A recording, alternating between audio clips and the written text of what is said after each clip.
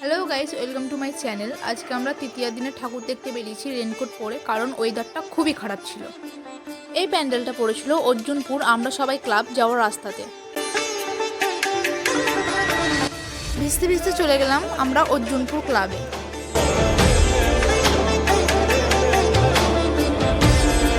এই ঠাকুরটা দেখার জন্য আমি প্রচুর এক্সাইটেড ছিলাম।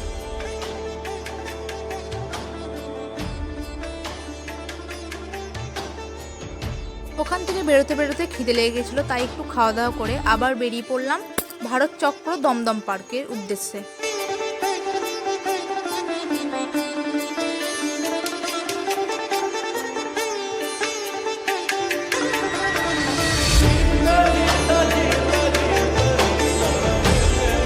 লাইনে দাঁড়িয়ে ঠাকুর দেখার পর আমরা খুবই ক্লান্ত হয়ে গেছি, তাই বাড়ি চললাম। বাই।